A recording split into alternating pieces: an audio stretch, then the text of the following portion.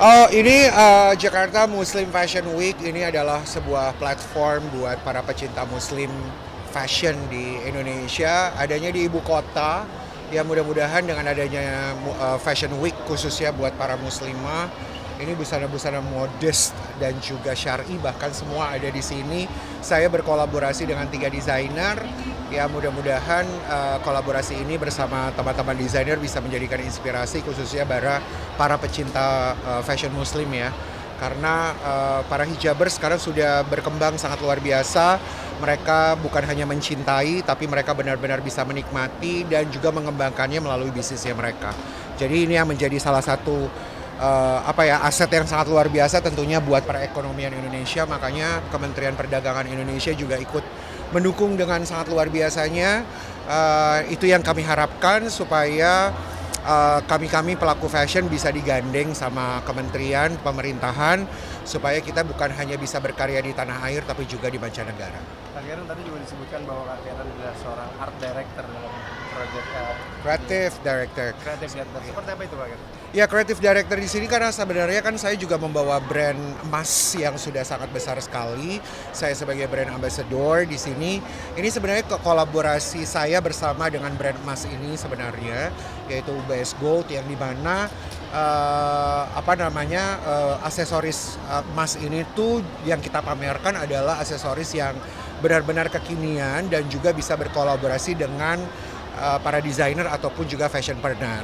Karena kan bagaimanapun juga aksesoris itu bukan hanya sekedar dijual di pasar, tetapi menjadi bagian penting ornamen dari fashion styling itu sendiri.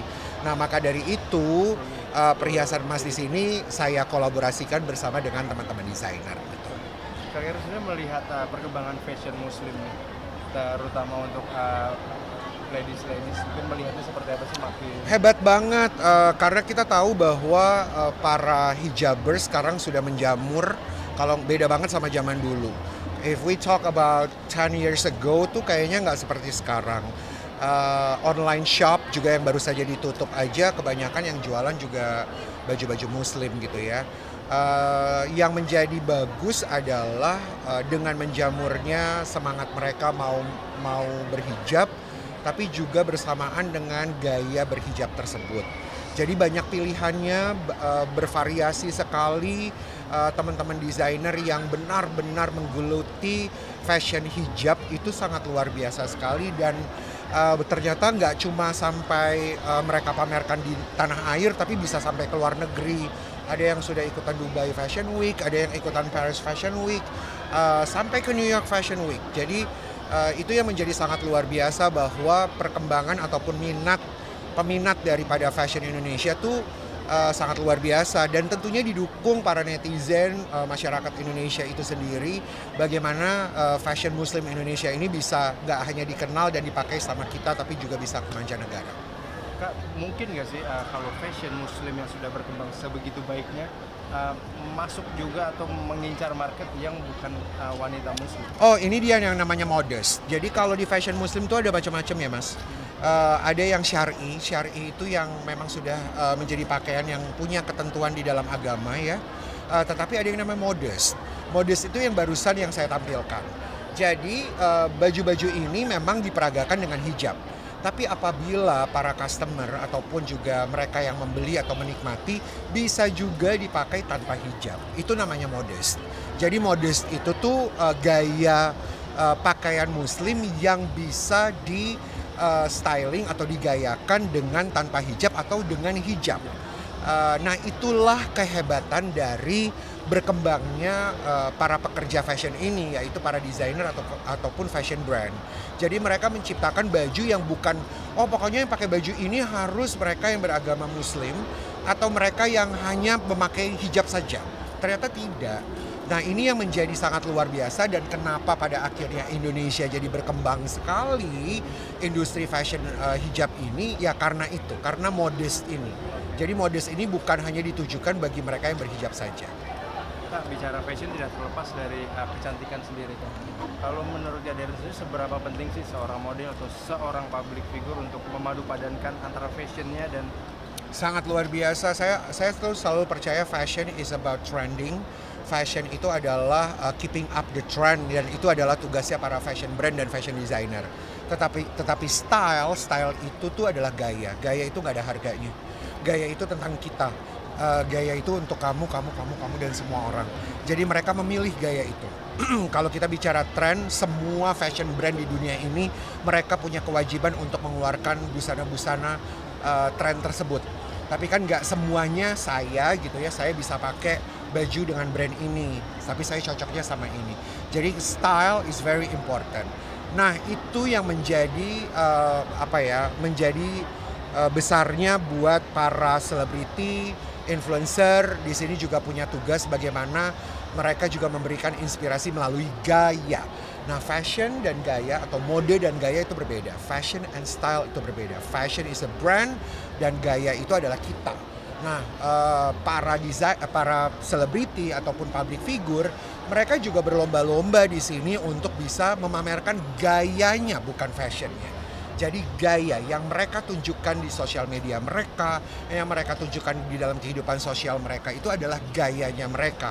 Nah yang menjadi menarik adalah makanya semua masyarakat Indonesia bisa menikmati para selebriti punya gayanya berbeda-beda.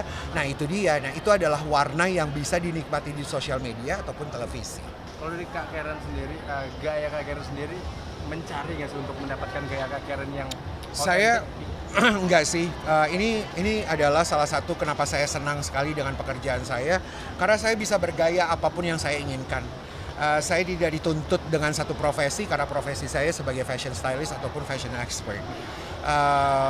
Saya bukan dokter, saya bukan guru, saya bukan bekerja di bank. Jadi saya tidak punya tuntutan untuk bahwa gaya itu hanya satu, hitam dan putih, enggak. Jadi saya bisa bergaya apapun. Nanti saya feeling like saya mau minimalis saya bisa, saya mau bergaya seperti modern futuristic saya juga bisa, eclectic juga bisa, tiba-tiba saya mau menggila seperti Temeli Guslo juga saya bisa gitu ya. Karena memang saya tidak punya profesi yang pada akhirnya menuntut etika daripada gaya itu sendiri. Karena saya pelaku fashion, jadi saya bisa bergaya dengan apapun yang saya mau. Tapi Kak Karen sangat mementingkan nggak sih maksudnya hubungan antara gaya sendiri dan mungkin perawatan wajah? Banget, karena fashion is just not about gaya, tapi juga about kita bisa memelihara tubuh dan juga beauty. Nah, fashion dan beauty itu adalah satu kesatuan sebenarnya. Karena itu packaging kan. Kalau dilihat sama orang, impressionnya adalah keseluruhan packaging dari orang yang kita lihat. Nah, that's the impression.